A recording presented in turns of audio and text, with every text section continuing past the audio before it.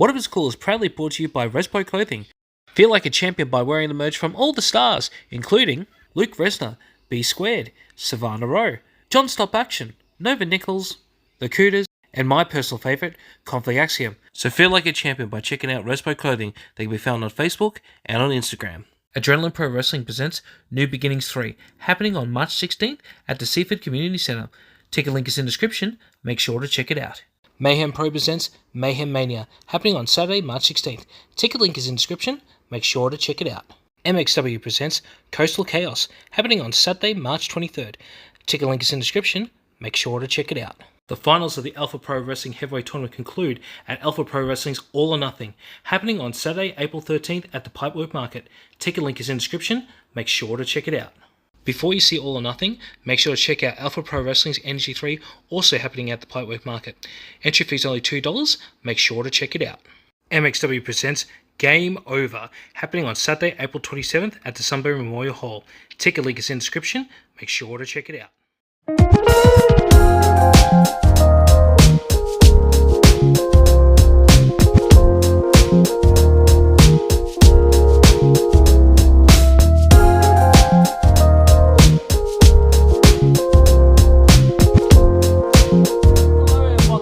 Episode of What If It's Cool, the show where we talk about anything and everything that is cool in the world today. I am the Last Airbender, known as Daniel-Paul Crow, and with me is my new co-host, the Last Airbender of Bull, Richard Napa. Richie, how are you, man? I'm good, thanks, mate. Happy to be here. How you doing?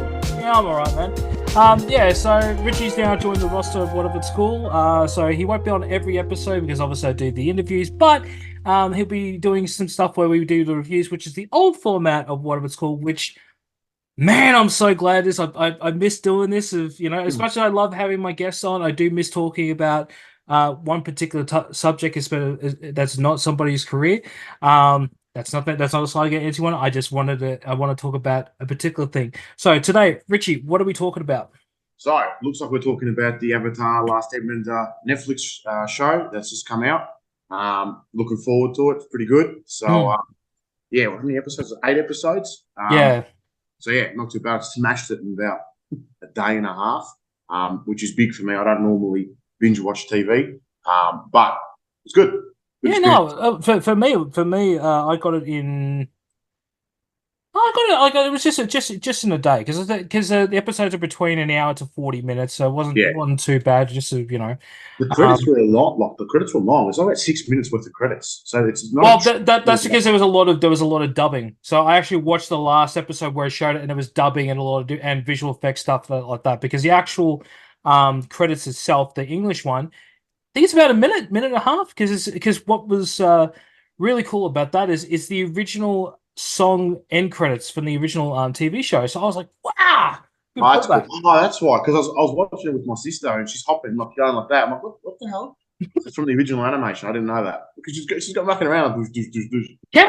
Can we call it an anime because it wasn't filmed in Japan? It's really Western. It's Western. Yeah. So we just say it was a cartoon. I don't think we can call it anime though. No, I'm going to go cartoon because someone's giving me a dirty look. So I'm going to call it cartoon. But be honest with me, you've never watched the original cartoon, have you? I'll be honest, not in its entirety. I used to watch a few bits and pieces, like a few episodes here and there as a kid. I vaguely remember it. I didn't get into it huge because I was too busy with like Justice League and Batman at the time.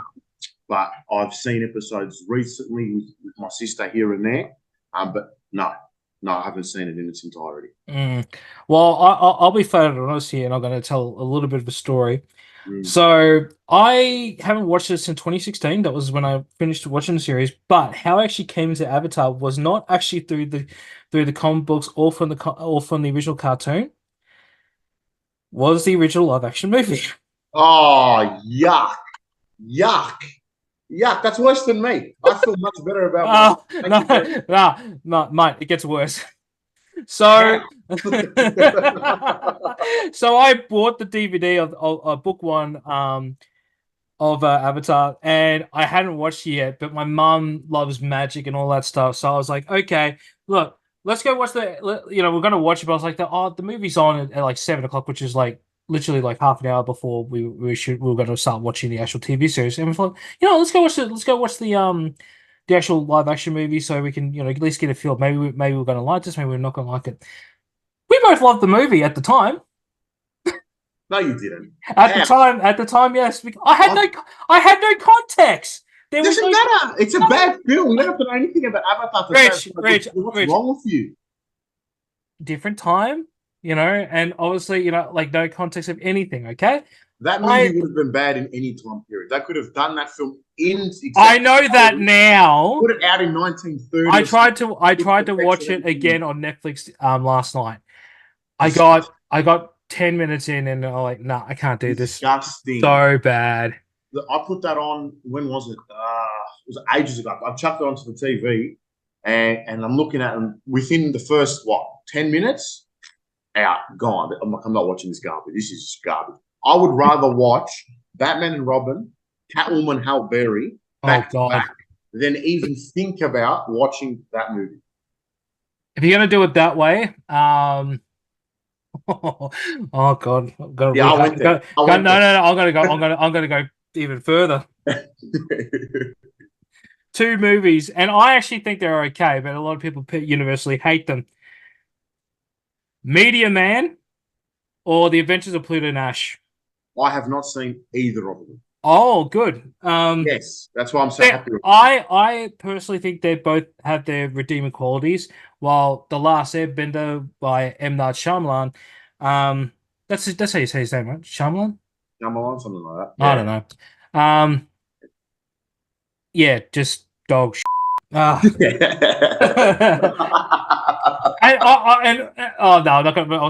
can go a whole field day with this one. All right, so you're reading from the Wikipedia description. Yeah. Hold on. I had the IMBD because I've got it in the. Oh, okay, yeah, do that because it's got the description of the episode. Yeah, go for it. So, what's the actual overview of the series? So, the actual overview of the series. But mind you, if you haven't already known, spoilers ahead. Oh yeah, yes, definitely. So, a young boy known as the Avatar must master the 4 elemental powers to save the world and fight against an enemy bent on stopping him. Short, sweet. Yep. I think that fully captures it, but it's about right. Mm. Hang on 1 second because I've got to bring up the casters because I've already forgotten the one person who I was actually going to mention. Bloody hell. Yeah, there's going to be a lot of me describing people. I don't remember names. There we go. now I've got them. So what's the synopsis of episode 1, Richie? So episode 1, titled Aang, an airbender comes to grips with his new reality as war erupts. A century later, a pair of water tribe siblings make a discovery that changes everything. All right, so you obviously watched the original, bits and pieces of the original TV series. Yeah. Looking into this one now, I've gone into this completely blind because I haven't even rewatched it before I watched the series. What did you think of the first episode? Look, I'll be honest. I went in skeptical. Netflix, kid actors, a property that I'm not super familiar with, didn't really buy into it. So I'll be honest, very skeptical. However, I was pleasantly surprised with the first episode. The one big thing is production value, mate. Like it looked really good for what it was. The costumes were great. It immediately you're recognizable. The characters that they had. It just looked nice. Like, all right, cool. And it was dark. I didn't expect it to go that dark that quickly. Like, neither did I. Like yeah. I was expecting this to be a little bit more light toned, and then the moment I can't remember the character's name off the top of my head, got burnt to a crisp. I'm like, holy shit. Took me by surprise. I'm like, whoa! I am so glad I didn't watch this with my kid because I'm like, I mean, he can handle it, but I'm just like, this is not the Avatar that I remember. To be honest, I didn't mind it. It matured it up a bit. It made me take it more seriously immediately. And you could tell it's this big, grand, oh my God, like the Fire Nation's threat. This isn't a joke. They've wiped out an entire, what do you call it, bending nation or whatever they call it, in half an episode, gone. And they're peaceful monks. It's nice. The old man was cute. I felt bad. They burnt him. He's trying to save the kids. But it was very sweet scenes, though. Yeah, look, it was nice. It was nice. First episode was nice. It got me, did a good job of getting me ready to go. It got me interested. It did everything that the first episode should do. I think the acting on the Aang, you could tell he was just starting, but overall, like throughout the series, he got a lot better. But other than that, it was a good first start. Like it got me, let's do it. The one thing I loved about this as well, unlike the 2010 movie, Stop bringing it up. was actually the Aang's tattoos. They actually looked like what it was actually meant to look like in the original cartoon. Well, again, I've got to bring it up. In the movie, it was like little dots. It wasn't like complete full panel. I love when they take the source material, whatever it is, and they take it seriously. I love when they do that. He looked like he's come off the cartoon. They didn't have to change nothing. Tattoos, costume, all of it. It's just pinpoint. I love when they embrace the source material because it gets the fans ready to go. Gets them hyped up. And, going back to the superhero movies and that, I love when they don't shy away from it. Give me the stupid, bright, colourful, dumb costumes that made them so iconic in the first place. He looked great. Oh, I think visually as well. Like, I in no way am I knocking the series, right? But I know it's a Netflix series. Like watching this simply because if you've watched any of the other adaptation that it did, like oh god, I can't believe I'm going to bring this up. That horrible, disgusting American adaptation of Death Note. Nah, didn't even I loved it, but a lot of people hated it. No, not always got to go against the crowd, don't you? Death Note. That was. Oh, I can't believe I stomached the entire thing. I actually love this series though, and I still can't believe no one really liked it. Cowboy Bebop, and I think it was Bleach, if I remember correctly. I can't remember which anime it was. It was another one that they did an adaptation on. It's all the same style, so I know so I'm well aware that this is a Netflix series. If there's any real negativity I can say about the first episode is that I was aware I'm watching a Netflix series. That's it. I've got to disagree with you on this one for my personal taste. Yeah. Felt like a movie. Obviously, it wasn't 100%, but I was pleasantly surprised with it. Admittedly, I don't have a lot of experience with Netflix adaptations because a lot of them are hot garbage, so I just stick with oh, mate, they're terrible. So maybe that's why I clouded my judgment a little bit, but, it felt like a movie. I didn't mind it at all. Yeah, no, that's a good thing. I'm just saying is like having watched those other ones, I was aware that it's done by Netflix because they're all shot in the same sort of thing.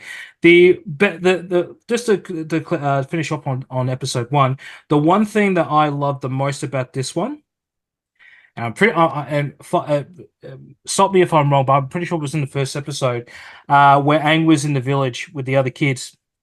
And he was doing a little bit of a reenactment of what happened in the cartoon series with, riding the little wind ball going around and actually hit his head. That I couldn't stop laughing. I had to watch it like 3 or 4 times and then go back into it. I thought it was the most funniest thing in the entire series. Like, what a callback. It's cute. It's cute. I will say actually a knock on the first episode. My one thing, his airbending was a bit off. They got better as the series progressed. There was one little part where he's like flying up. I'm like, oh, it's bad greens to that bad. That's the thing. Like the first episode, there was a lot of flaws, but like unless you're like a diehard, I don't think you really didn't really notice those sort of things. I've really liked it because apparently, your sister took offense at we're talking about this, and she's got a lot to say about the first episode too. She's got a lot to say about all of it. She's been doing my absolute Scott in. It's ridiculous. You got no idea because that's her thing. I'm the superhero guy, whatever, in our house. She's the Avatar person. So but the fact that I even started watching it, she lost it. But that's the thing about this series that every episode is just progressively getting better and better and better to the finale. Just literally, I kept like. The piece of resistance for this, which will end in episode 1, was when they did the credits, and it's the original the original cartoons theme. That Yeah. chef's kiss. It's So for absolutely me, it's fantastic. like, oh, okay, nice music. Next. I just made a lot of people cringe, I reckon. Of course, you would do. Hey, was she with you when you watched it? The And you first didn't? episode, she was. Yeah, Because I watched the first episode separate from the rest of the series. yeah. She was. And yeah, I got up and left the first one. Yeah, next, bye, see ya, it was good, bye. Took Oh, my notes. I could just imagine your sister going, "Hey, no, we watched the credits. You got to Oh hear the man. song." Or every time that credit roll, this is a douche, douche, douche, douche, douche. I'm like, all right, take it easy. All right. What can you read the synopsis of episode 2, my friend? Yeah, so titled Warriors, Aang, Katara, and Sokka arrive at a small island home to elite warriors named after Avatar Kyoshi. The Fire Nation gets wind of the Avatar's whereabouts. Can I just clarify something? The character's name is Sokka, not Soccer. I did that just to upset you. Oh my god! I was gonna do a obscure comic book reference, but only you and me would understand that. Like, how do you say it? Sokka? Isn't it Saka? No, Sokka, I think. Nah, why can't it be Saka? Like Saka's Fine Foods at Epping Plaza. That's it. I'm calling him Saka's Fine Foods for the rest of the Oh my god! Please don't please don't fight us in the comments. I'm obviously joking, and we're old, so yeah. And both of us were not big fans of Avatar, so just leave us alone. I'm now struggling. I can't even remember what happened in the second episode now. Okay, I do because I absolutely love this one. This one was a highlight for me in the whole series. I loved it. Big standout for me is Iroh, Mr. Kim. Is it Mr. Kim? He's Mr. Kim in the show somewhere. Yeah. He was great. He's actually my favorite character. He's just cute. He's funny. I like him. He's got a lot of heart, a lot of positivity there, and he balances out Zuko, who I didn't particularly like, especially at the start. I think he was pretty weak. But the chick with the fans. Suki. Oh my god! Yeah, now I remember how she was great. Absolutely great. She was phenomenal. I like that. A lot of the times when they do that type of character, it gets cringy. They don't do it right. They stuck the landing. I loved it. And she's very attractive actress. She was great. Just top stuff. Loved it. I think for that one, I got a lot of and this is how old I am. I got Mortal Kombat vibes for Katana. Okay, yeah, fair enough. I don't know because nothing about the character, and everyone's coming on the fans. I said no, I just like the cringiness of her dialogue. If you guys remember the original Mortal Kombat movie, that's where I sort of took it from. Again, you win these bloody movies. No one likes these movies, man. Oi! Mortal Kombat, right? At least the original, not the second one, was a classic. Still is a classic. Fight me for it in the comments. It at least. Oh god, I'm gonna rehash some old what it's called memes on this one. Is hands on better than the Street Fighter movie? I'm sorry, but it is like in terms of dialogue, animation, fight scenes, and for God's sakes, music. Was Jean-Claude Van Damme was in Street Fighter, wasn't he? Yes, he was. Yeah. Nah, but look, Mortal Kombat wins because of the thing. Says the man who got his parents to get him a PS5 simply because he wanted to play Mortal Kombat. Hey, I paid half of that. Thank you very much. That's not what I was told. What? That is absolute bullshit. Anyway, your dad and mum both told me that he didn't put a single dollar in that.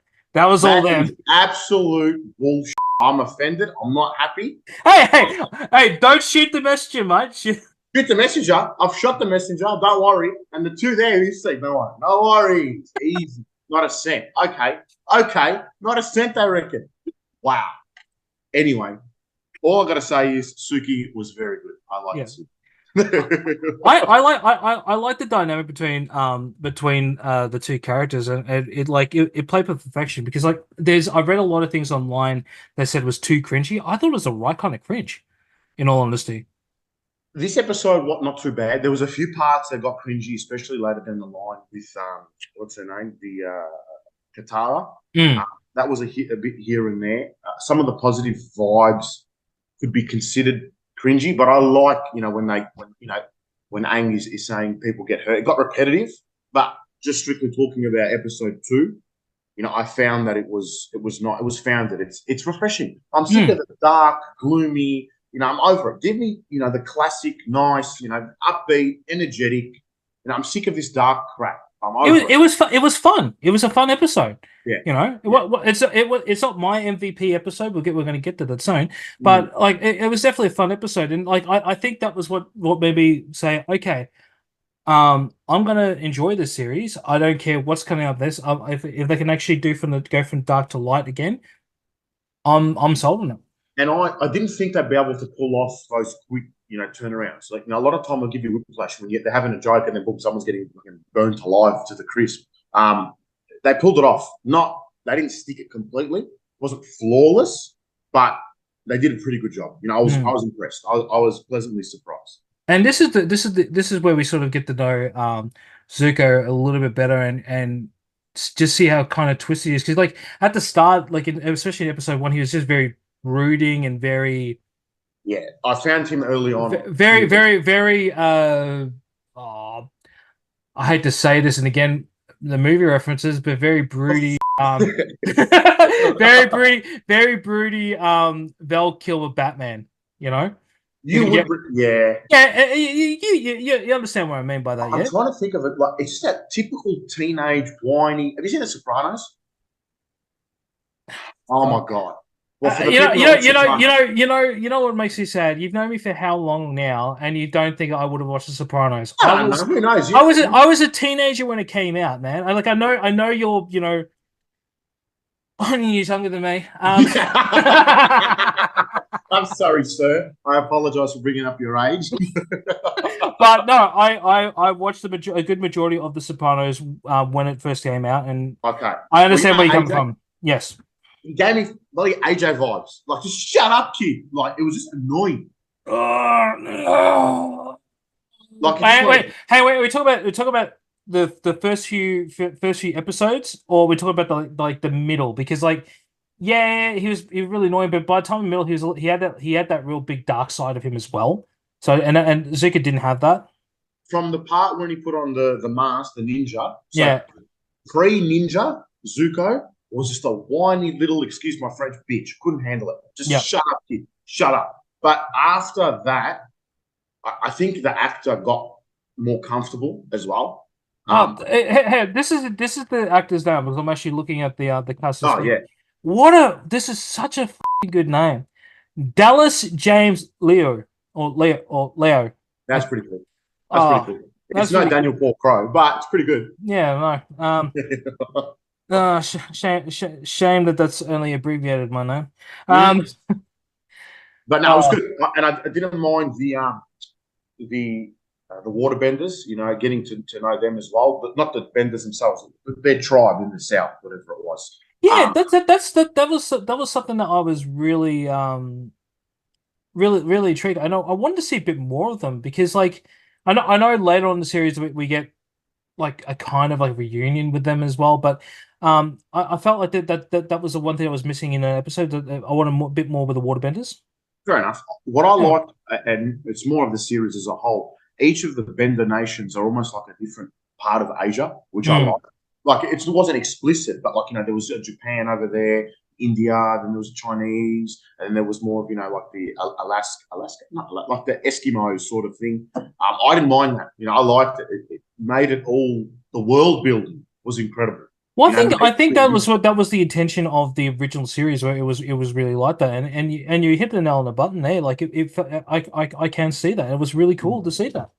Hit the nail on the button. I haven't heard that one before. Did I say that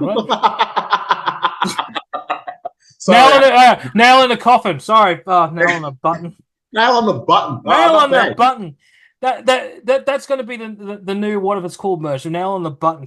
Nail on the button. Hashtag Dan stuff that up. All right, closing arguments for episode 3. I will say this. Episode 2, you banana. Oh, sorry, episode 2. Sorry.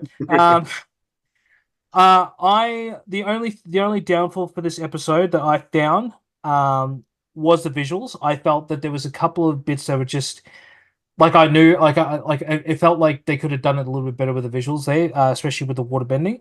But when it comes to the tone of this episode, mate, I had so much fun. It's just when we get to the episode that I call the MVP of the series, you can understand why. But this was a close second. It was so close, it could have been number one. You know, look, I really enjoyed it. I'm bouncing between this one and another episode.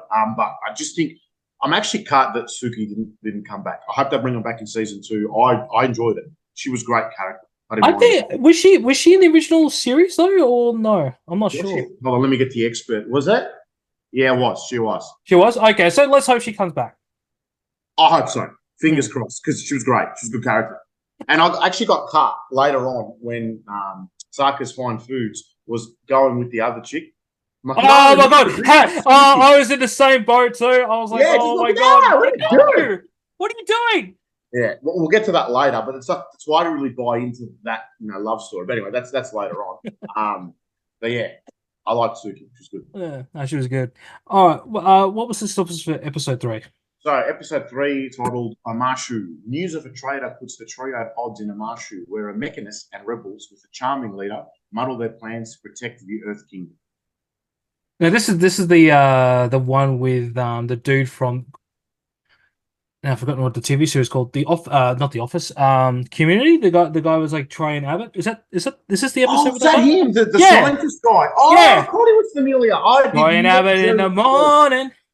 I did not jerry that at all. Oh, I didn't realize until he said I can't remember what line he said, and I was like, "Hang on, is that Abbott from Community?"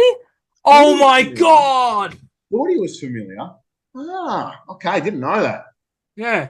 There you go. Now this was another fun episode, but this got really dark. Like, this is very good. Yeah, I think this is the second darkest episode because it went for it when you think it's about to go this way, then all of a sudden it's going this way, and then all of a sudden it goes completely bang like that. Like that was very good.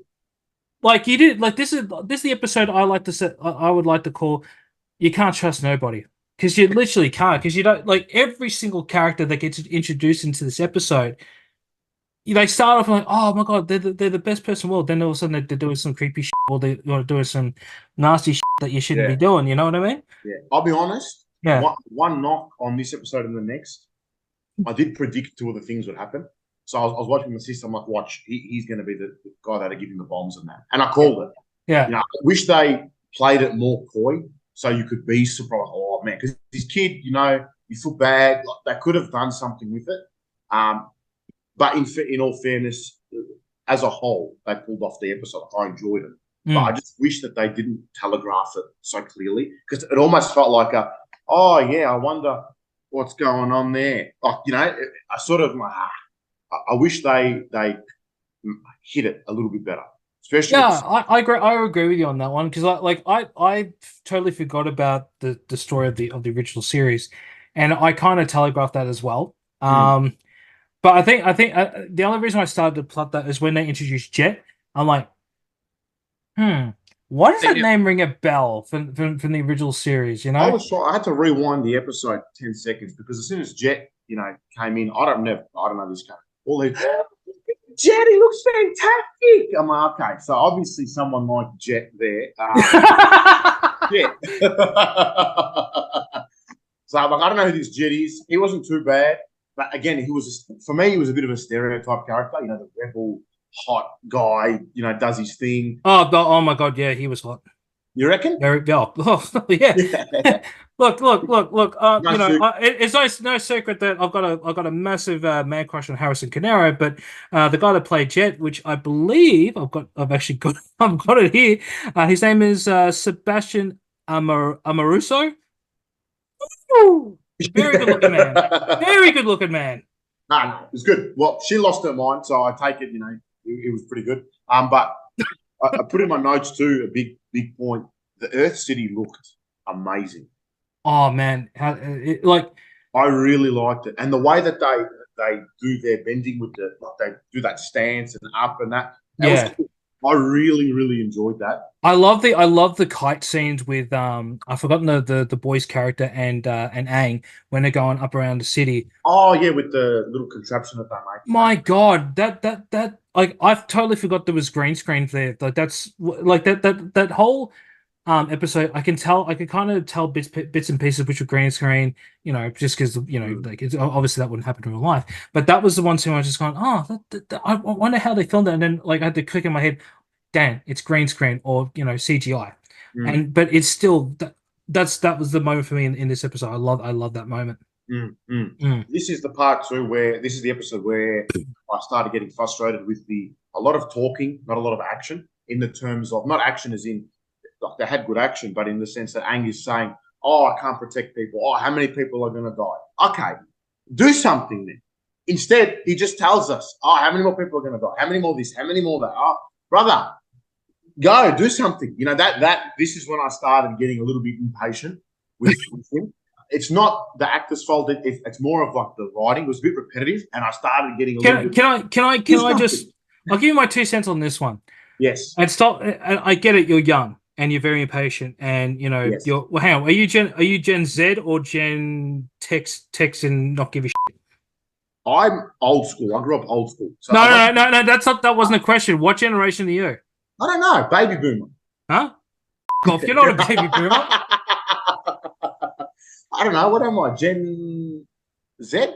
Am I Gen Z? Hey, what year were you born again? 2001. Huh? 2001. I think Gen Z. I think. Or hang on. Yeah. I don't text. Yeah. I'm a phone call person. You know, the impatient comes from my Italian background. That's where the impatience comes from. Yeah. Moving on. So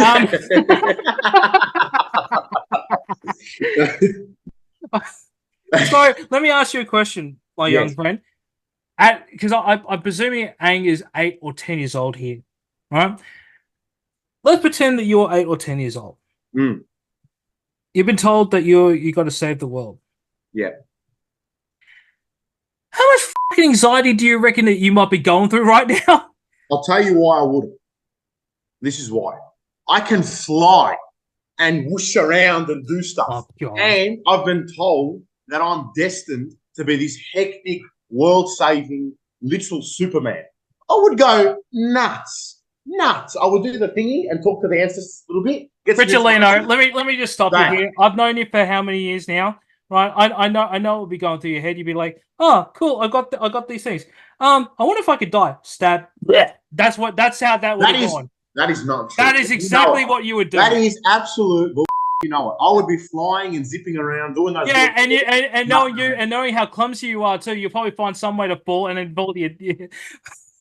You know, I think you're just jealous that you're not the Avatar and I am. I think that's what that is. I can tell you this: if I was the Avatar, the world would explode within 2 minutes. Oh man! Oh God! What I did like back to the episode though, yes. I did like the fight scene. It was very Jackie Chan-esque. When him and Zuko, I think it was this episode, him and Zuko, they were going through the streets and that, and they were using the environment, you know, to get away from each other. It was very Jackie Chan-esque, you know, how his fight scenes go. Yeah, like Meals on Wheels, or oh my God, even Rush Hour. Police Story 1, where him and Maggie were no, Police Story 1 or Police Story 2, when they were going with the bike, and then all of a sudden he's going over the hurdles and over the fences, and all of a sudden he leans back and goes, where are you? And then she's still on the top of the hill. That's how I got the exact same feeling. Yeah, it's good. No, I enjoyed that. It differentiated it a little bit from the bending stuff. So we can do the bending, no worries, but we can also do a bit of hand-to-hand, combat, and then we'll add the bending into it. I didn't mind it. I will say this too. This is also an episode where I started to crack it, simply because, and this is because I remember bits and pieces of the original series. I was like, when is he going to start actually learning to bend other elements, you know? And I thought that at least episode 3 they're going to at least set it up that, oh, okay, that Katara or someone else is going to start teaching him. But it Yeah, just it was but weird. when it got to the credits, I was like, what the f-? Like he's not really progressing further. See, coming from a background that didn't watch the cartoon, Mm. I'm like, oh, okay, cool. He's still learning how to do his own role. So I didn't really think about it that much until a bit later on. It didn't really jerry for me. And to be honest, it distracted me with a lot of the flashing city and the CGI and the fight. So for me, coming from not that background, no. However, a particular person that I watched it with made a point constantly to tell me, when's he going to do this? When's he going to do this? And I had to shut her up. I'm like, listen, you stop talking. This was the point when I started cracking it at it. Stop talking. Don't even make a sound. I want to watch it for me. Shush. Because, yeah, she was getting a bit antsy. So, like you, it's just Oh God. I also want to before we move on to episode 4, I wanted to also say that this is also the episode where I was falling in love with I've forgotten the character's name, but I know the character, I know the guy. So the uncle, Iron Iron. Yeah, Iron, he was great. right? He's the best. This is the episode where I stopped thinking that he's Mr. Kim from Kim's Kitchen, Kim's Convenience Store, or the other guy, or that guy from The Mandalorian. That's where he's from. I knew it. I've watched The Mandalorian. It was a while ago. I'm thinking, hold on, he's something. He's not Mr. Kim. He's got to be something else. Thank you. It's The Mandalorian. I didn't check Google. No, I'll tell you why. I didn't go on Google nothing because I wanted to get my own opinion of the show first before I have a look around. So I didn't, I made sure not to look. And also, he's got all the headgear and the visors, the rebel stuff on. He looks but that face is easy to spot, man. Like, I don't know if it's because he looks like one of my uncles. Like no joke. He looks like my uncle Norbert, right? Just with less hair on top, because Norbert has a lot of hair on top. Like if I was to close my eyes and just hear what's his actual name, Paul Suhang Lee, right, talk, I would think that was my uncle. Like I love this character so much, and I love Paul's performance. It reminds me so much of my uncle. Love him. No, that's cool. That's cool. No, I really, really like him. He's a great character. He was a highlight for me throughout the whole show. Yeah. But you know what? If it was someone else, I don't think it would have worked that well. It was perfect casting, like absolute perfect casting, because he had moments where he could be an absolute prick, and then he could be the loving father, father figure that Azuka needed. Yeah, no, I really liked it, and I didn't see him, until they started bringing up his past as, he's actually on the Fire Nation side. He's a bad guy. Like I was thinking, he's guiding him. He's actually a nice guy, which I like because it made it look, it's not black and white. There's a lot going on here. Obviously, the main leader of the Fire Nation's a villain, no worries. But everybody else on that side, I liked it. It was good. All right, so moving on to episode 4. So episode 4, titled Into the Dark. In captivity, Aang meets a king with a taste for games. To find their friend, the siblings must navigate a dark tunnel and put their differences aside. Yeah, and this is another one where it was so close, but this would be my third, simply because of the makeup of the king. It's great.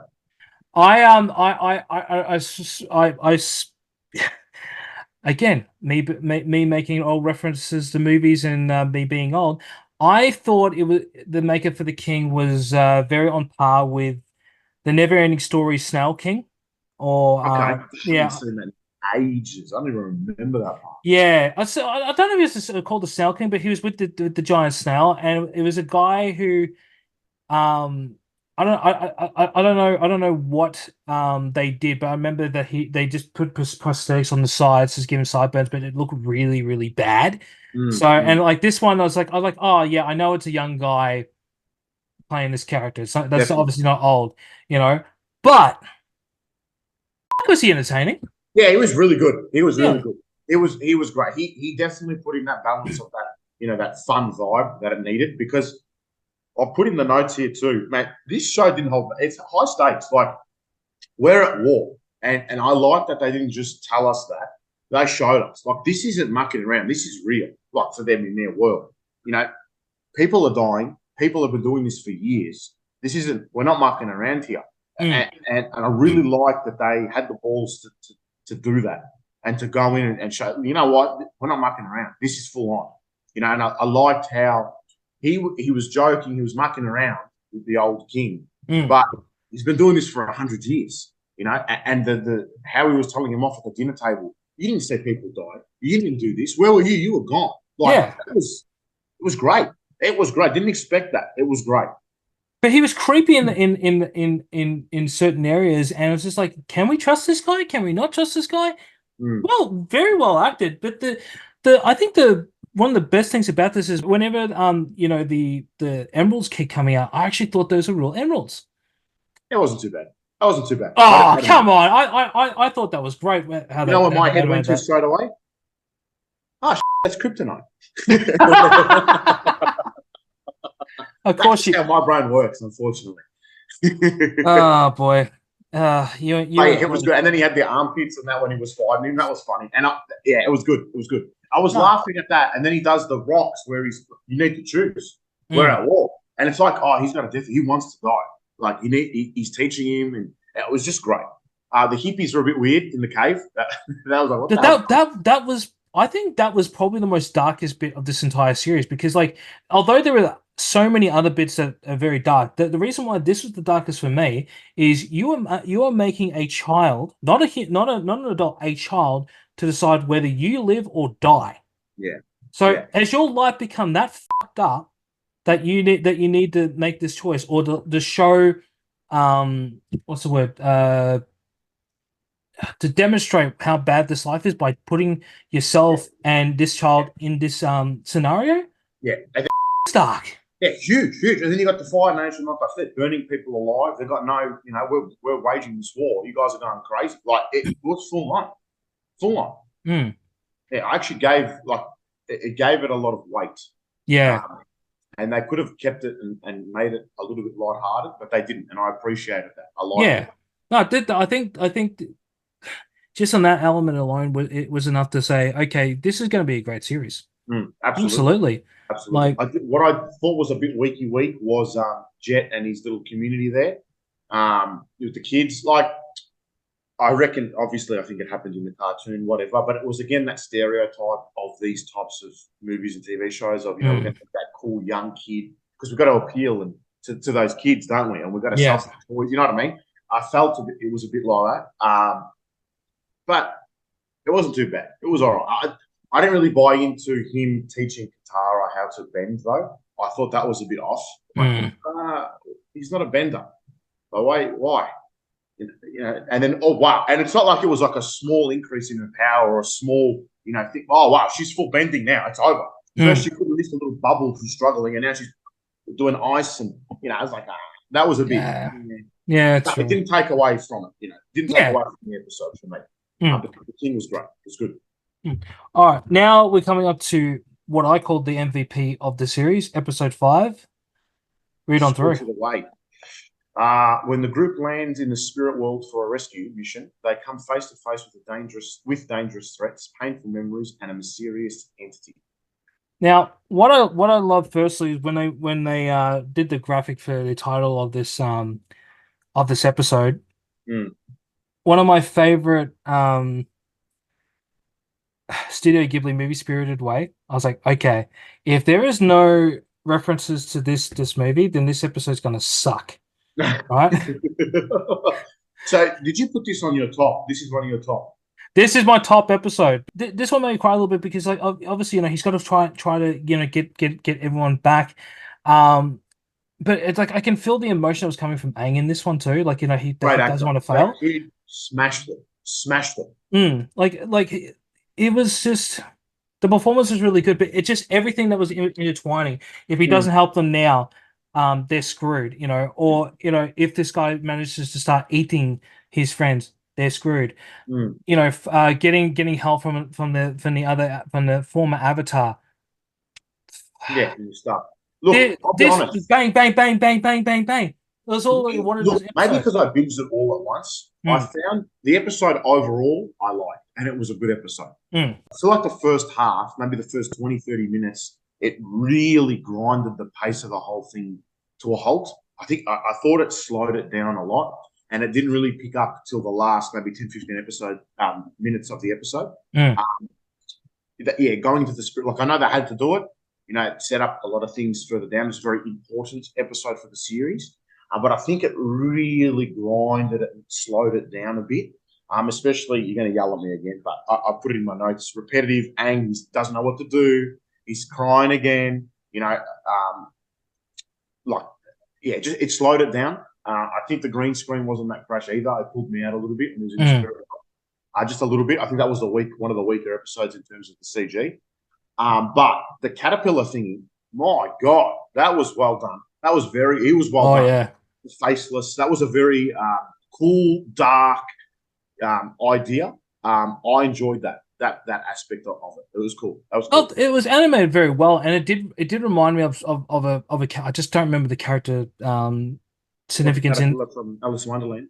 No, because the way it would look very similar to a character from Spirited Away. I just can't remember the character's significance in that movie. But my God, I think if I didn't watch that during the day, I think I may have had nightmares of that thing because it was pretty scary to look at. It was pretty full on. My sister did sort of pull back a little bit. Now she's only 13, 14. She doesn't frighten much. She's not too bad. But she was like,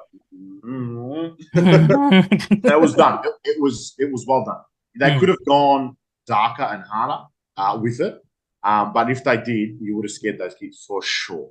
I don't think it was really necessary to be more darker. I think no, not at all. But they could. They could have. But when you got a scary looking element there, does it really need to be more darker though? Maybe could be. Change it up.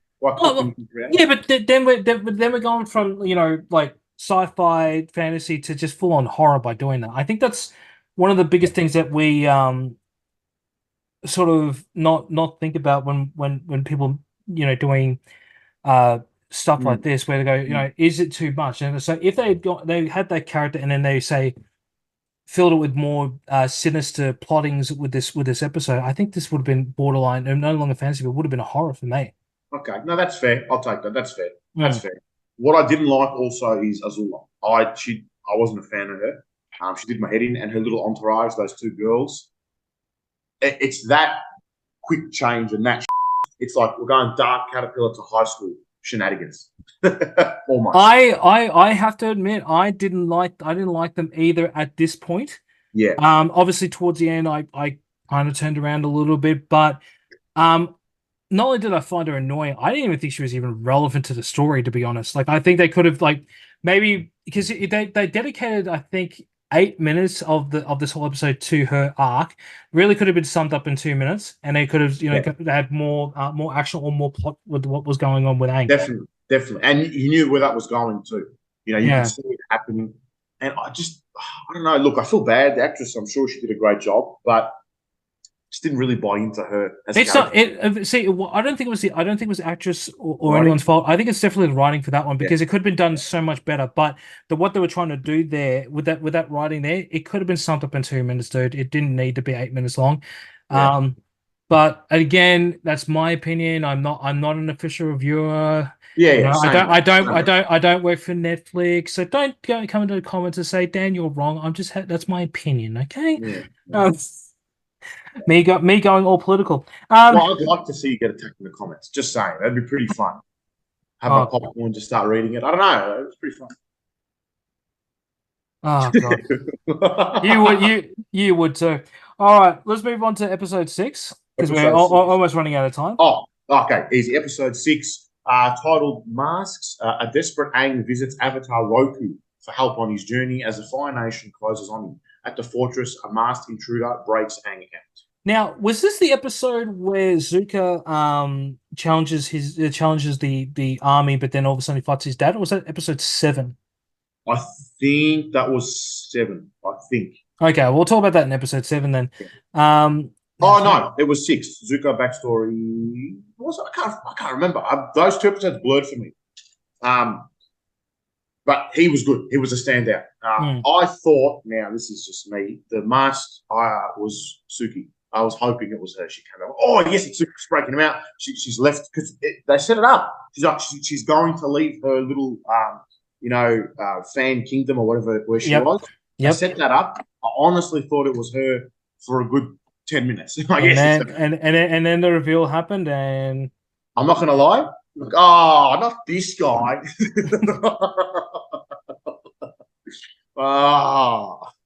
But it was good. It was good. The ninja was cool. It was well done.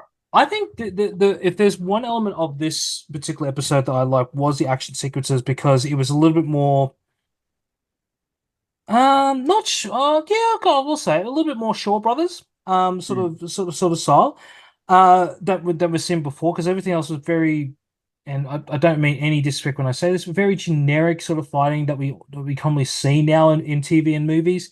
This one was a little bit. This one took it back to the old Kung Fu days, the old Shaw Brother days, the old like Bruce Lee days of just basic fighting, but making it look like making it look just fucking tops. And again, Richard commentary here, but it was very Batman-esque. When he's sitting in the corner, you just see his mask. Of course, you were going to bring up Batman. I'm sorry, but it was cool. I liked how he sat there, you see his mask. It was cool. I liked it. And let me guess, you when he revealed the mask and you got disappointed, you're more pissed off that you didn't go, "I'm Batman." No. Like I said, no. You would have gone, "I'm Zuka."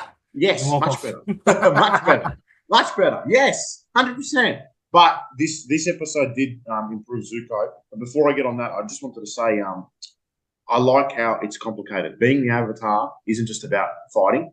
I like how you need to be a warrior, you need to kick ass, but you also need to be diplomatic. And I like that. I like how they put that. Like overall, the show, I'm sure the TV show probably did this too, but like the lesson that they're telling, the messages that they're putting out, it's very positive. It's fun. It's good. We don't always have to kill each other. We can use our words. We can talk. We can figure out solutions. 100%. But if you're going to mistake my kindness for my weakness, God help you, because I'm the Avatar. I want to destroy you. So I like that. I like that. One thing that I can't believe I missed this on the previous episode. And we'll move on to episode 7. So obviously we had Ken Leung playing Commander Zhao. In this one, is that the main villain or the one? He was the guy that was like the one that they were asking for a map. Zuko's thing, yeah. Yeah, he was like he was the one who was like he was trying to get maps and everything, and ended up He was alright. I liked him. He wasn't amazing, but he was good. I come from the era where I only see him as one character. And I hate to point this out, but I only see him because he was obviously in Rush Hour. He was one of the bad guys in that one, but he had blonde hair. Oh my god! I just connected that. Oh my god! I thought he was familiar. So all the way through the series, I didn't. Oh my god! I didn't realize. I knew he was familiar. I knew it. Damn it! I wanted him to say somewhere down the line, "No problem, just Rush Hour." Yeah. Oh, that's where he was from. Every time I see him in a movie or a TV series now, that's all I want him to say. That's a credit to the show. How well they engrossed themselves into the character, and how was well so it was good put around them. Because that's 2 characters now that I didn't realize where they were from, even though I've watched Rush Hour a billion times. Like, that's insane. My mind is a little bit blown, but anyway. Well, I am a fan of Ken, so like every time I see him, in a TV series or something, I always, like, that's always going to be my first introduction to him. But did you watch that god awful oh my god, I'm trying to remember the title of the Marvel TV series, the one with Thunderbolt not Thunderbolt but Black Bolt, the Inhumans TV series. Oh, no, I watched it. Yeah, so he was in that too, and literally he was the only thing that was good in that TV series, and that's saying a lot. Yeah, no, that was bad. That was on for 15 minutes, and I liked it. It's bad. It is available to watch on Disney Plus as well if anyone wants to check it. Bugger that. I do want to say the main villain, Jose, is that coming? Jose? Yeah. He was great. He was a standout. I liked how he was in the background for most of it. He was well casted. He looked like, the threat that he was. This guy burnt his son's eyes, banished it, get out. This is a dog-eat-dog world where strength, I liked it.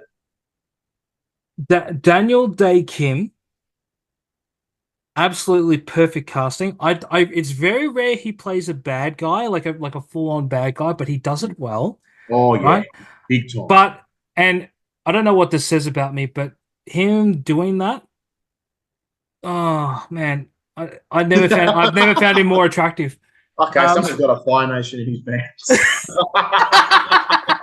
No, it's a very powerful performance, and I don't know what it was. I bet it was powerful.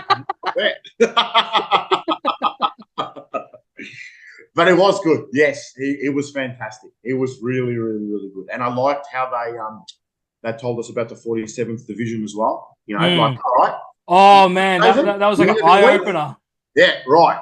If you want to be a weak, little kid, go, you're banished, and guess what? Take your shitty division with you. I like that.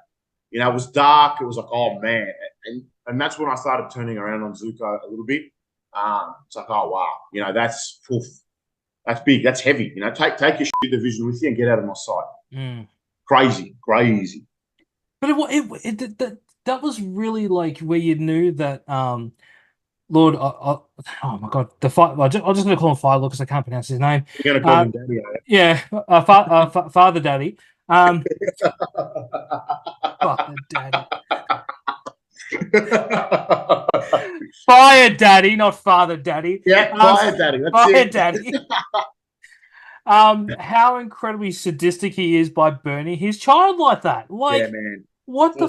I could never do that to my kid. Let alone scream at him. Like I couldn't do that either. Huge stuff. Huge. Yeah. And the bounty hunter. Did she come? Was it in episode 6? Yeah, she was around this point because she comes on that wolf thing with the anteater nose thingy, whatever. Yeah. Yeah. Do that again on camera. No, I'm not doing that again. Hopefully, Zoom did not catch me doing that. Oh man, I hope not. It was great.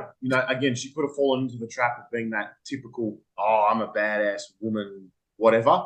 I liked it. She was good. She was absolutely fantastic. She was. It kind of reminds me again of I've forgotten the character's name, but the one in The Mandalorian who was with Boba Fett. I don't know her name, but I know what I'm talking about. Yeah, something I can't remember. But yeah. Because she didn't say much, but every time she spoke, you're listening to every word that she said, and she didn't have to have muscle or anything. She was just badass. I liked how she frothed Iroh as well. That was funny. That was good. It was a nice touch. Yeah. Another great episode. Episode 7, my friend. Yes, titled The North. As an attack on the Northern Water Tribe looms, Katara challenges a master waterbender, and Sokka Fine Foods meets a princess, and Aang takes Cook's world to heart. Crook? Can't pronounce that. Words to heart. Now, I believe this is the episode I cried in because this is there was a lot happening on because obviously there was a lot of memories that were coming back. There was one where Zuko was remembering when he became a tribal leader or something, and then finding out that his dad didn't think he was all the bean like when you overheard the conversation. And then their mom protected Katara by saying I was a waterbender. That was full on when they burnt her like that, and they showed it too. Normally they do that off screen, but they did not hold back. That was very sad. Very sad. And that made me like, she was good, Katara. She wasn't a standout. But that really, this is war. That we're at war. This kid's got PTSD, and she's out here, waterbending. It was full on, and I respected that they went there. It was sad. It did what it had to do. It pulled on the heartstrings, but it was very well done. Very well done. But it was such a sad episode, though. Like, yeah, I will admit, I turned the TV off for maybe 20 minutes because I couldn't handle anymore. Like, wow. It just went. It just no, because it went from one tier moment to another, and you're just like, no, I can't. This is too much for one sitting. So went grab dinner, and then I went back into it. But man, this is just it's not a dark episode, just a very sad episode. Yeah. But it doesn't take the fact that it's a good episode as well, because you do run into episodes and series where they can do all that, but it just turns out to be just a shit episode. This is pulling on the heartstrings, but did it in a way that got this reaction out of me, and I still wanted to watch it, and I still enjoyed it. And it pulled the story forward as well. Now, what I really wish that they did when they showed the death of her mother, that I wish they didn't tell us or show us or do any flashbacks prior. I reckon if they didn't mention, or like they mentioned it, but they didn't explicitly tell us prior, I reckon it could have impacted even more.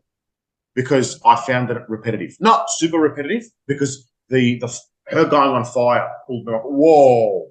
But I wish that they didn't show it to us prior, and just left this to stand on its own. Yeah, I can respect that. I think you're right. Yeah. That would be the only knock on it. And my God, what's her name? Wivy, whatever. Her wig was shocking. That was so bad. Terrible. I don't know what they could have done with that. I don't know if that's actually in the cartoon, whatever. But that was not that crash. Oh, I don't know. Like your sister's probably going to listen to this. She's going to correct your shit to this anyway. For oh, dude, I'm already getting bashed after this for sure, 100%. Just by the names that I'm giving the characters here. But yeah, that part I didn't really like. There was a bit of exposition in this episode. I think a bit more than what was necessary. But I did put in my notes here as well that the Katara fight was great. Man, I don't know what the cartoon series version of that one was, because it's been so long since I watched it. But I think that was the best fight of the entire thing, because it had everything it needed to, but also had fun with it too. It didn't take itself too seriously, and then when it did get seriously serious, it was really like fucking good. And then and at the end, he just gave it looks like, yes, you're not fighting, but you've earned my respect. And I liked that she didn't win.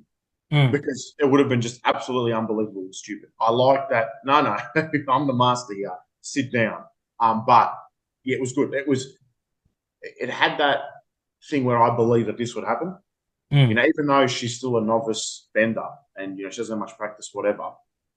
I like that she didn't win, but they still respected her. Like, oh wow, you took on the master. Good. That's how you get it done. I liked it. Well, if he continued on, she was holding back apparently. No, but that's the reason why I like that aspect of it though, because she didn't act like I did. I hold it back. She just gave it like a little wink, and then everyone kept going like, oh my God, no one's taking him to the limit like that ever, and she didn't, and she's like, oh, she's like being like, oh, I still didn't win though, because some people could have gone, oh yeah, I took it to the limit, I like basically being Conor McGregor. Sorry, that was a bit low. Sorry, Conor. Don't find me and hurt me. I want to fight. I want to say that. Let me say it. Oh no, you heard it here first. Dan has challenged Conor McGregor in the ring. Oh my God. I knew it was a big mistake bringing you on the show. That was a really turning point for this series, because it was just now you can see that Katara was just really starting to come into her own. Because I like you, I didn't find her that necessary as a character.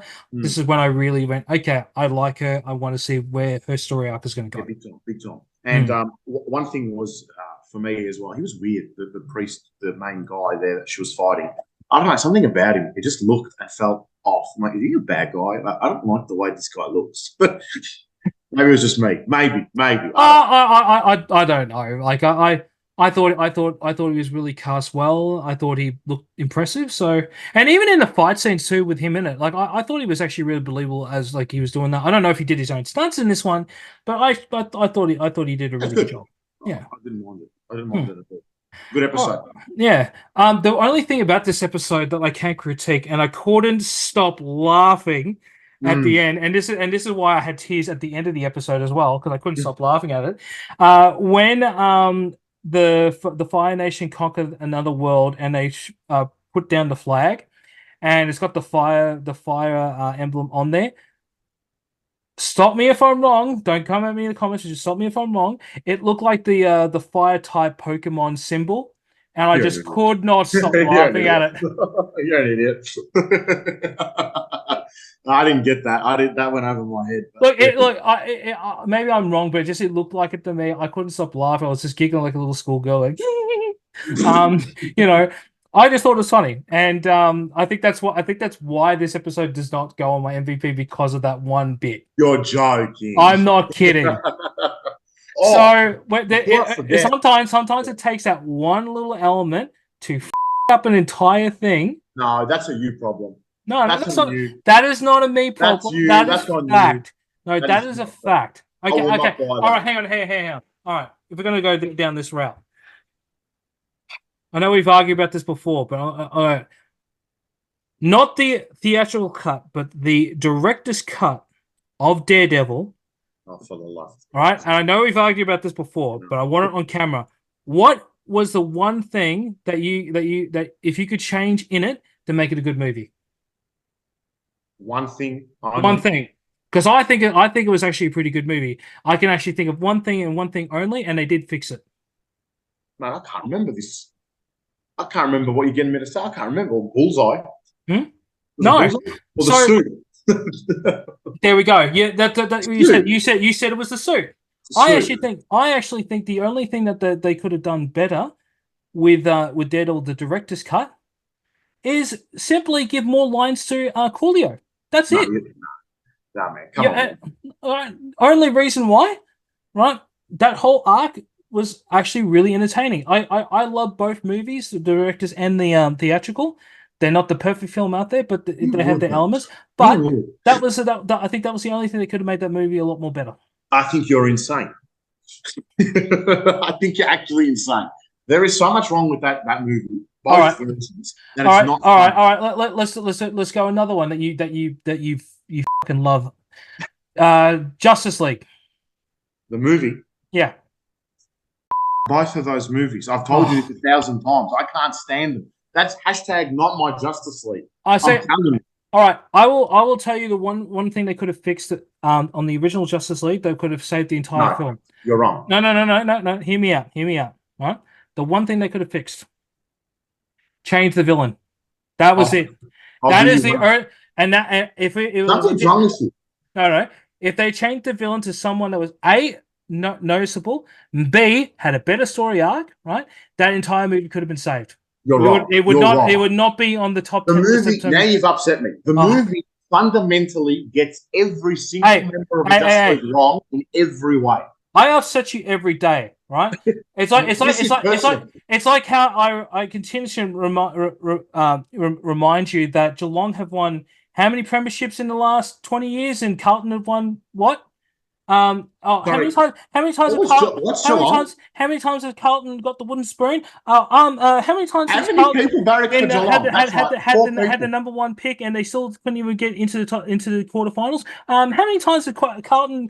I know what you're doing. You're bringing up the Justice League movie and you're bringing up Carlton. You want me to go full loco, don't you? Because I swear I'll go nuts on this podcast. I'm telling you, I will go crazy. Don't you stop? Don't you dare! Don't you stop right now. Okay, I'm still running on the high that we won against Brisbane.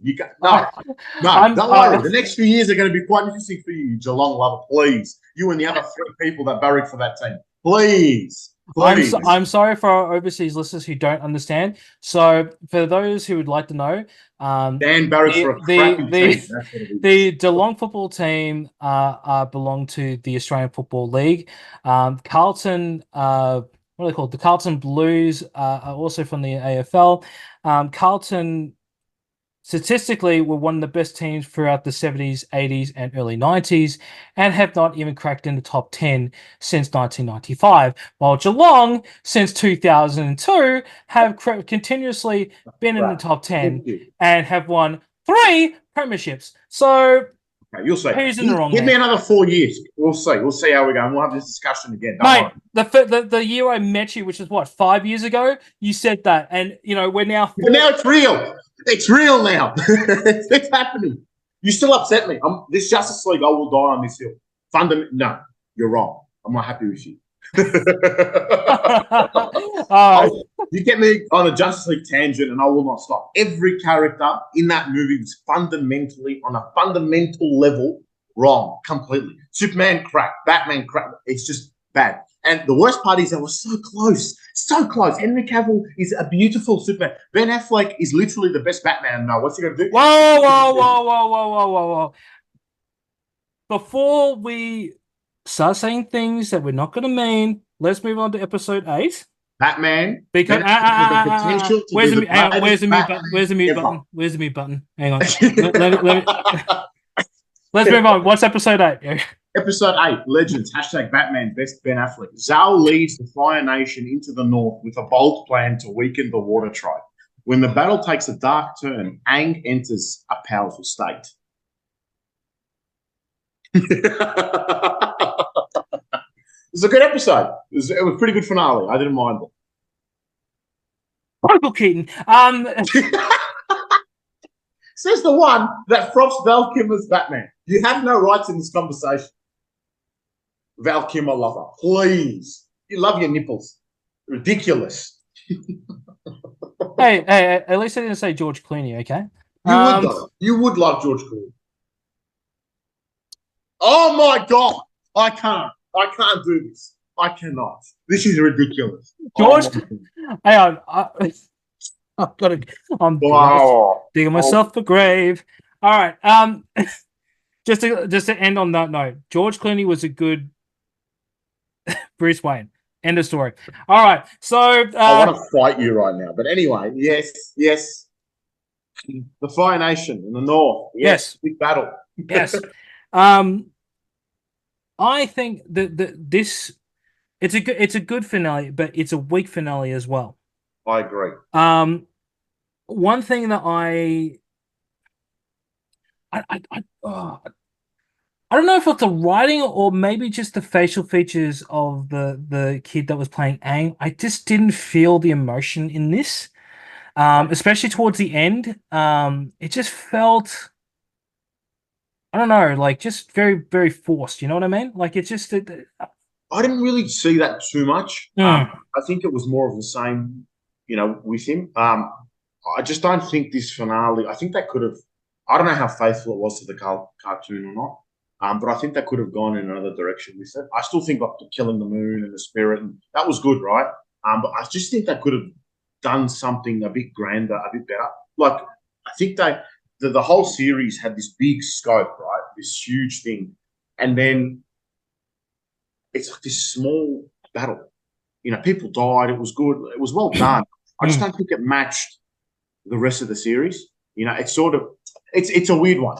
I'm not saying it was a rubbish finale, but I don't think it was appropriate for the rest of the series. Yeah, like it just fell flat. Like the actions was great, but it's just it kind of like you wanted more out of it. And I know we are going to get a season 2. I believe I think it has been announced. But I don't know. It just felt underwhelmed. Like it actually really reminds me of the last episode of the first season of the Teenage Mutant Ninja Turtles series from 2012. How it was building up, and it had a good sort of fight scene, but then just the way it ended, just in those last 5 minutes, where it was just like a sort of like a happy, but kind of a warning that stuff was going to come in. It just felt flat, and this is what it felt like for me. Yeah, that's fair. That's fair. Look, I enjoyed it. Yes, again, maybe because I was doing a binge, maybe I would have benefited from maybe leaving that episode for the next day, maybe. But I think, yeah, it left me wanting just a little bit more. And I didn't really like him turning into the giant Godzilla thingy. Yeah, that was another one. I was like, oh, it kind of like it. Have you seen Laura Croft, Tomb Raiders, the second one, Cradle of Life. Unlike you, I don't watch movies all the time. Yeah, and that one I will admit was yeah. They had these stone creatures or something like that, and it kind of reminded me of that. And I was like, I don't know. Yeah, it was just weird. Like I was expecting, some really cool, something unique where the moon, no, the sea, the ocean avatar or whatever comes out, and it's this big thing, and they have to fight and stop it. And I don't know, just I think what it was is the premise was really good. The series was building up to something crazy, and they fumbled a little bit on the landing, which left me wanting more. I think that's the best way for me to sort of sum Yeah, up. no, that's fair. I think that's a good way to sort of put it for this one. Well, we've come to the end of basically talking about every episode, so we come to the staple question here on what if it's cool. Avatar: The Last Airbender, the Netflix live action series, is it cool? Yes, lukewarm cool. I'm gonna just say it's cool. I don't think it's lukewarm. I know a lot of people have said that. I thought it was cool. Like, for somebody who does know bits and pieces of the original story, but also doesn't know because I can't remember because they're too freaking old anyway. I had a lot of fun. I've already recommended to a lot of my family to watch it, and I'll tell you why I think it's actually cool. Is someone like me who doesn't know anything about it, it's got me intrigued. Its world building was good enough where I'm interested, and I want to watch a couple episodes of the cartoon, and I will be watching season 2. So it did what it had to do. Yes, it had its weaknesses, but I think it overall could have been better. Yes, but I did have a good time. I'm not going to lie. Out of 10, Dan? We don't do a top 10 rating here, but if I was to give it a top 10, I'd give it a 6. I think. Really, that low?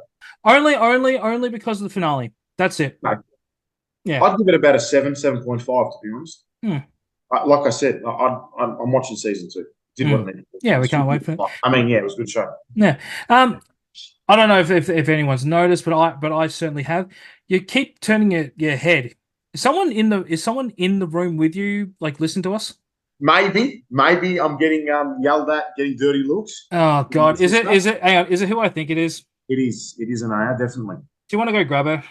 Wait, come down. Oh, look at the strut, Dan. The strut, the absolute strut.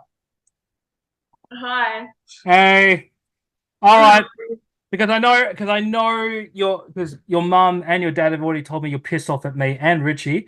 All right, I'm going to give you 5 minutes to tell us to get off your chest everything about this TV series starting now.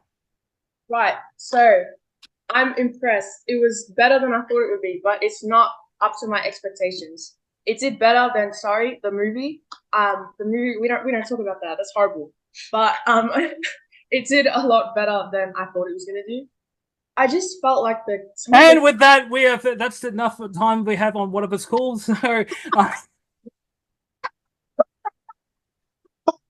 unlucky, sorry. That's the end of Whatever School. Thank you for joining us.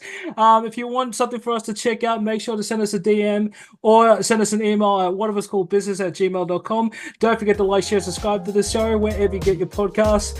And don't forget to stay up to date with everything on Whatever School by following us on all our socials. We can be found at Whatever School. Keep that support coming. And until next time, we'll catch you on the next one. Peace.